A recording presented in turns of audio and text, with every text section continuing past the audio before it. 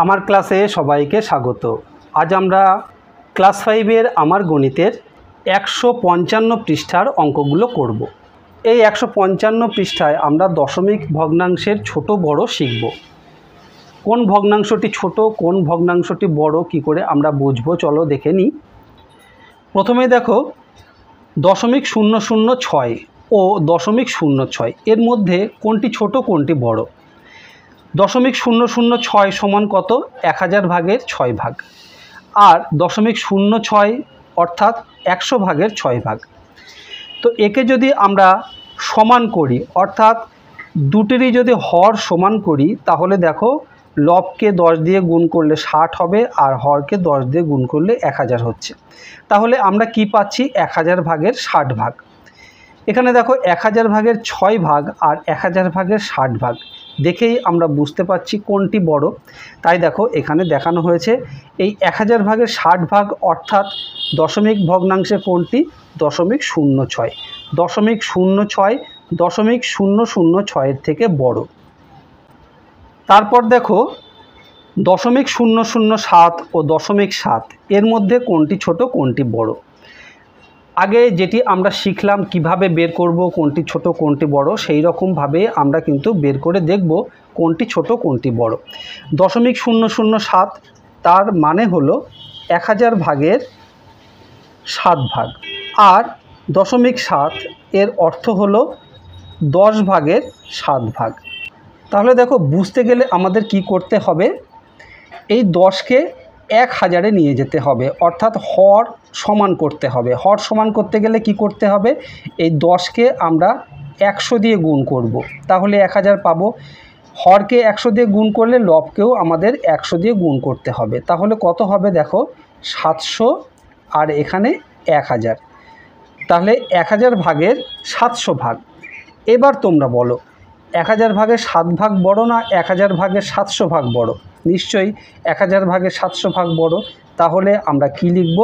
দেখো এই 1000 ভাগের 700 ভাগ মানে হলো 10-এর 7, তার অর্থ হলো 0.7। তাহলে আমরা লিখব 0.7, এটি হলো বড়। কিসের থেকে? 0.007-এর থেকে। চলো আরও একটু পরিষ্কার করে বোঝার চেষ্টা করি।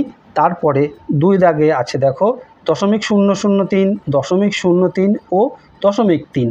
এদের মধ্যে কোনটা ছোট কোনটা বড় এখানে লিখে নিয়েছি। দেখো 0.003, 0.03, 0.3। 0.003 এর অর্থ হলো 1000 ভাগের 3 ভাগ।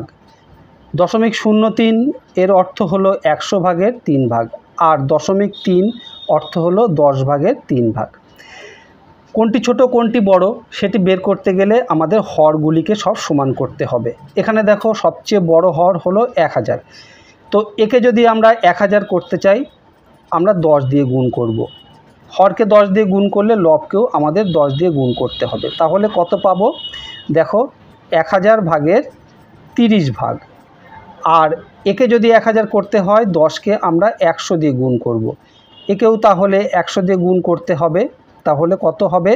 দেখো 1000 ভাগের 300 ভাগ। এইবার দেখে আমরা বুঝতে পারছি সবচেয়ে বড় কোনটি? 1000 ভাগের 300 ভাগ, আর সবচেয়ে ছোট কোনটি? 1000 ভাগের 3 ভাগ। এইবার 1000 ভাগের 300 ভাগ এর অর্থ হলো 0.3, আর 1000 ভাগের 3 ভাগ এর অর্থ হলো 0.003। তাহলে আমরা বুঝতেই পারলাম কোনটি ছোট কোনটি বড়।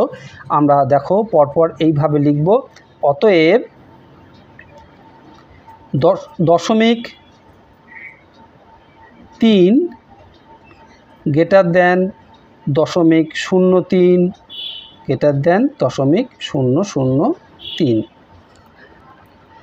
তারপরে 3 দাগে দেখো আছে 0.007 ও 0.027। কোনটি ছোট কোনটি বড়?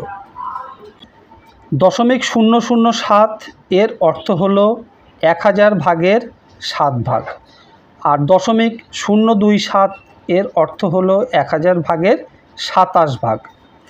তাহলে দেখো এখানে আর কিছু আমাদের করার দরকার নেই, আমরা দেখেই বুঝতে পারছি কোনটি ছোট কোনটি বড়। 1000 ভাগের 27 ভাগ বড়, তাহলে আমরা লিখতে পারবো 0.027 গ্রেটার দেন 0.007। 4 দাগে আছে দেখো 0.03, 0.30, 0.73। এদেরকে বড় থেকে ছোট সাজাতে হবে। তো বড় থেকে ছোট সাজাতে গেলে কোনটি ছোট কোনটি বড় সেটি আমাদের আগে বের করে নিতে হবে।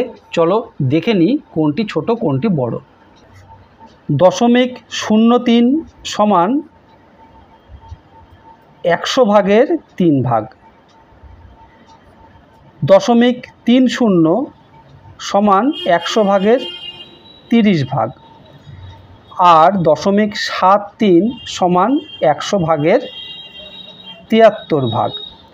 তাহলে বলো কোনটি ছোট কোনটি বড়। এখানে দেখো 73 সবচেয়ে বড়, তাহলে 0.73 সবচেয়ে বড়। আমাদের বলেছে বড় থেকে ছোট সাজাতে, তাহলে বড় আগে লিখব 0.73, তার চেয়ে একটু ছোট কোনটি 0.30, তার চেয়ে একটু ছোট 0.03। এইভাবে আমরা বড় থেকে ছোট সাজিয়ে ফেললাম। আশা করি কিভাবে ছোট বড় বুঝতে হবে তোমরা খুব সুন্দরভাবে বুঝতে পেরেছো। তাহলে এই 5 দাগের যে অঙ্কটি আছে এটি তোমরা করে ফেলো, কারণ তোমরা শিখে গেছো কিভাবে করতে হয়।